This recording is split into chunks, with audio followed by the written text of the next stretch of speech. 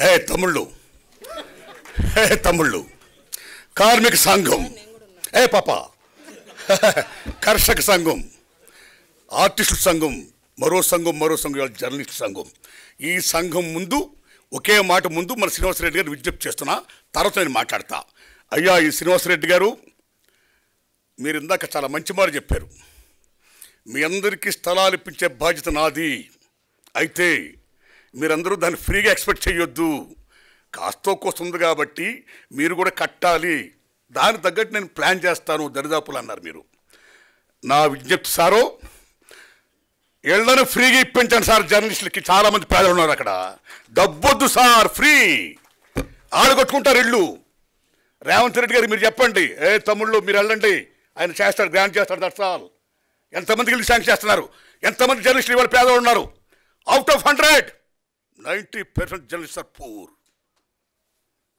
కాబట్టి శ్రీనివాసరెడ్డి గారు నేను మరీ విజ్ఞప్తి చేస్తున్నా ఆ పని చేసి పుణ్యం కట్టుకొని శ్రీనివాసరెడ్డి గారు వందనాలు మీకు తమ్ముళ్ళరా శ్రీనివాసరెడ్డి గారు ప్రెస్ అకాడమీ చైర్మన్ నేషనల్ లెవెల్లో ప్రెస్ అకాడమీకి ప్రెసిడెంట్ చేశాడు ఆయన సేమ్ టైం నేను అడవి డ్యూటీలు సినిమా తీస్తున్నప్పుడు సెన్సార్ ఇబ్బందుల్లో పడినప్పుడు ఆర్సీకి వెళ్ళినప్పుడు ఆ మహానుభావుడు మెంబర్గా వచ్చి నా సినిమాని బ్రహ్మాండంగా సెన్సార్ చేసి నారాయణమూర్తి సత్యం చెప్పాడు ఆయన న్యాయం చేయండి అని సెన్సార్ చేసిన మహనీయుడు ఆ శ్రీనివాసరెడ్డి గారు వారికి దిల్ రాజు గారు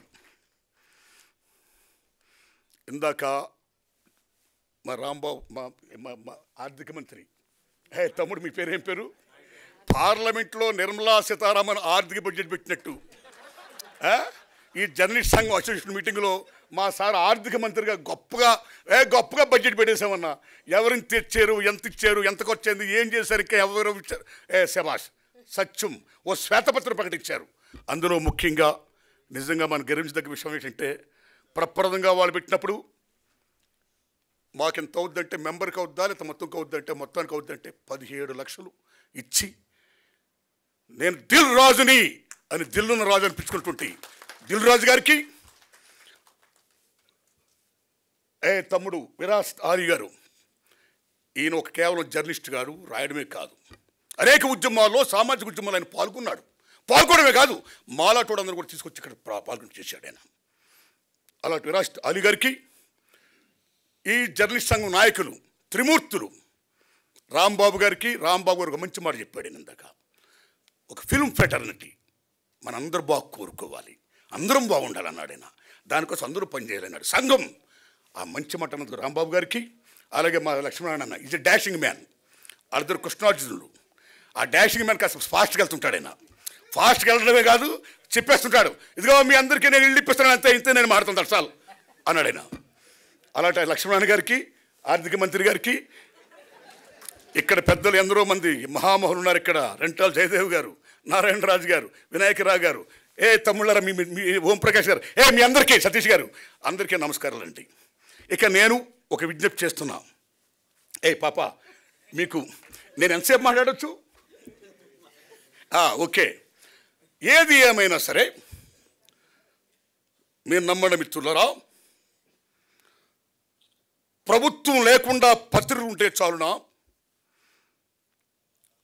ప్రభుత్వం ఉన్నా పత్రిక లేకపోయినా పర్వాలేదంటే గొప్ప మహామేధావి థామస్ జెఫర్సన్ అంటాడు ఆయన ప్రభుత్వం ఉండొచ్చు ఉండకపోవచ్చు కానీ పత్రికలు మాత్రం ఉండాలంటాడు ఆయన that is the greatness of media told by Thomas Jefferson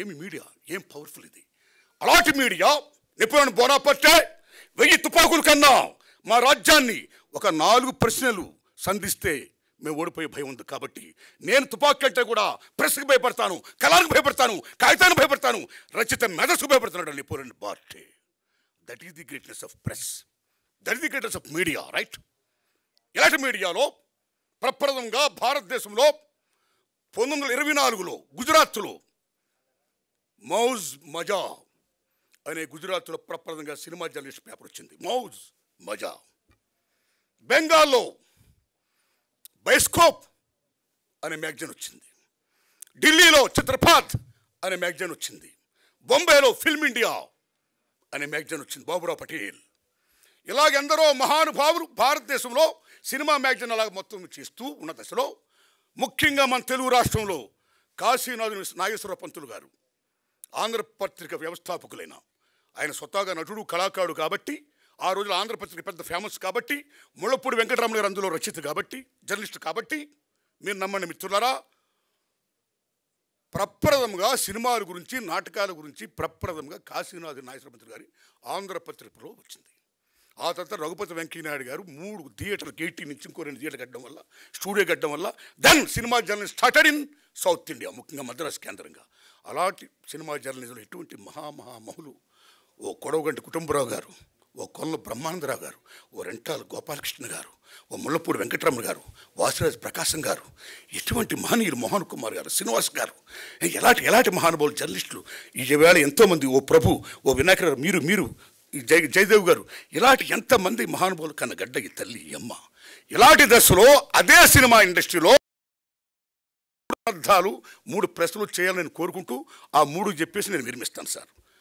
ఆ రోజుల్లో మీరు నమ్మండి చాలా బ్రహ్మాండంగా రాస్తున్న సినిమాలు ఏమైతే ఉన్నాయో ఆడుతున్న సినిమాలు ఏమవుతున్నాయో ఆఫ్టర్ 1 వీక్ తర్వాతే మీకు రివ్యూస్ రాసేవారండి.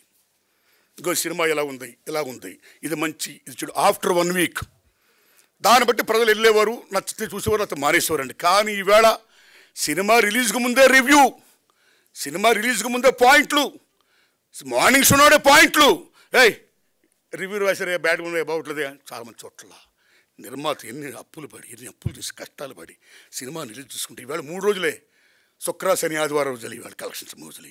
కాబట్టి మిత్రులారా, పాత్రికేయ మిత్రులారా, social media, print media, electronic any medias దయించి సినిమా గురించి మీరు రాసేది ఏమవుతుందో ఇమ్మీడియట్గా దాని భవిష్యత్తు తేల్చేయకండి.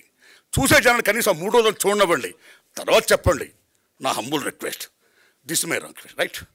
రెండోది క్యారెక్టర్ అసాసినేషన్. ఆ రోజుల్లో కూడా మీరు నమ్ముతారా? మాగాపు రామన్ పేరు విన్నారా మీరు? కాగడా శర్మ పేరు విన్నారా? ఆ రోజుల్లో హిందూ నేషన్ కాగడా మధ్య పత్రికలు ఉండేవి. రూపవాణి ఒక మ్యాగజైన్ ఉండేది. ఆ రూపవాణిలో పరమేశ్వరుని సార్ ఉన్నాడు. ఆ సార్ గారికి సావిత్రి గారికి చిన్న క్లాష్ వచ్చింది. ఈగోయిజం. మహాభారతంలో వ్యాస మహానుభావుడు ఏం చెప్తాడు? యుద్ధానికి మూలం ఆడది, ఆస్తి, అహం, అధికారం అంటాడు ఆయన. ఆ అహం దగ్గర వచ్చింది ఆ పరమేశ్వర గారికి సావిత్రి గారికి. అక్కడి నుంచి కోర్టుకు వెళ్ళారు. సావిత్రి గారు కోర్టుకు వెళ్తే మహానటి, ఏం మహానటి, మహాతల్లి. కోర్టు మొత్తం అంతా గగ్గోలు, జనం బేబచ్చు, ఏందయ్య రోజు సావిత్రి గారు ఇక్కడ రావడం, అమ్మ ఆ కేసుని ఏదో మొత్తం చేసేయండి అన్నారు. పెద్ద మనిషి కూర్చొని చేశారు. కానీ అసాసినేట్ చేశారు సావిత్రి గారి క్యారెక్టర్ని. చాలామంది తిట్టారు, చాలామంది కొట్టబోయారు.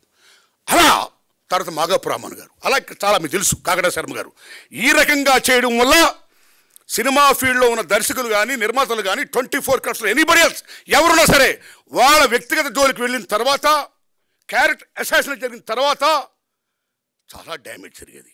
అలాగా సంచలనాల కోసం సంబంధం లేని మాటలు, పాటలు, హెడ్లైన్స్, ఏదో మీటింగ్లో ఏదో మాడతా దిల్ రాజుని ఖండించడం అనుమతుంటారు. దానికి సంబంధం లేదు. ఆ దిల్ రాజు గారి పేరు ఎత్తలేదు నేను. దిల్ రాజుని లెక్క చేయను అనుమతి, నేను లెక్క చేయాలి. అది ఎక్కడ ఉందో అసలు నేను మాట్లాడినా, ఆయన మాట ఎత్తలేదు. సో నన్నని కాదు తమ్ముళ్ళారా, ఈ రకంగా చేసేయడం వల్ల ఈ మధ్యలో చాలా గొడవలు వచ్చాయి. కాబట్టి ఈ రకమైనటువంటి అసాసినేషన్ సంబంధించిన మాటలు కానీ ఇది కానీ, ఎందుకంటే you are a most powerful media, దయించాలి రాతలు రాయొద్దని మీరు దండం పెడుతున్నారు సార్. ఇది రెండోది సార్. ఇంక మూడోది సార్, ఈవేళ సినిమా చాలా క్లిష్ట పరిస్థితిలో ఉంది. ఈవేళ సినిమా అంటే కేవలం దిల్ రాజు గారు, అల్లు అరవింద్ గారు, సురేష్ బాబు గారు, మైత్రి మూసో వీళ్ళే కాదు నిర్మాతలు. సినిమా ఇండస్ట్రీలో 90% సగటు నిర్మాతలు. కానీ ఈవేళ సినిమా కేవలం 10% విజయం ఉంది. ఈవేళ రిమైనింగ్ 90% మామూలు క్లిష్ట పరిస్థితులు లేరు. సో మెనీ ఫ్యాక్టర్స్ అన్నీ మీకు తెలిసిన ఎక్స్ప్లెయిన్ చేయవసరం.